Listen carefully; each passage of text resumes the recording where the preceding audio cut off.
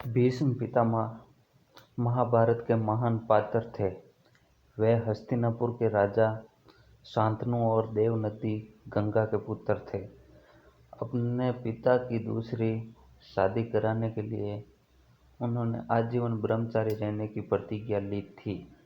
भीष्म की पितृभक्ति को देखकर महाराज शांतनु ने उन्हें इच्छा मृत्यु का वरदान दिया था। वे महान योद्धा थे, साथ ही वे दार्शनिक और कुशल रणनीतिकार भी थे। उनके पास गजब की दूरदृष्टि थी। कहा जाता है कि महाभारत युद्ध में जब भीष्म पितामह बाणों की सैया पर लेटे हुए थे, तब उन्होंने युधिष्ठिर को नीति संबंधी महत्वपूर्ण बातें बताई थी, जिसे हम भीष्म नीति के नाम से जाना जाता है। भीष्म नीति के अनुसार भीष्म ने महिलाओं के विषय में 3 महत्वपूर्ण बातें कही थी।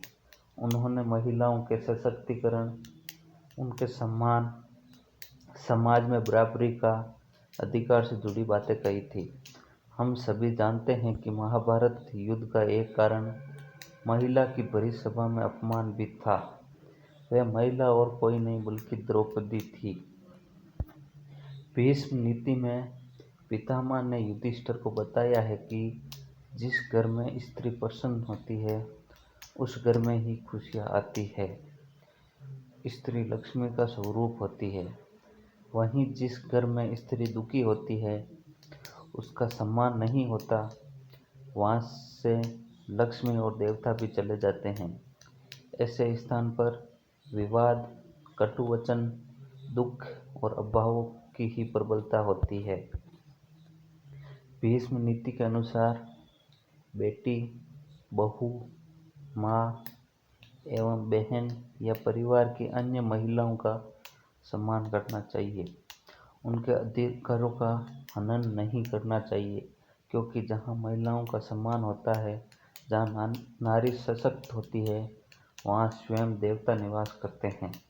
शास्त्रों में यह श्लोक भी है, यत्र नार्यस्तु पूज्यते रमन्ते तत्र देवता। भीष्म के अनुसार मनुष्य को कभी भी ऐसा कोई काम नहीं करना चाहिए जिससे वह किसी महिला के शाप का भागी बने, क्योंकि उनकी हाय विनाश लेकर आती है। भगवान श्री कृष्ण का कुल भी एक महिला गांधारी के श्राप के कारण मिट गया था। इसलिए स्त्री, बालक, बालिका, गौ, असहाय, प्यासा, भूखा, रोगी, तपस्वी और मरणासन व्यक्ति को नहीं सताना चाहिए। जो इनसे श्राप लेता है, उसका विनाश निश्चित होता है।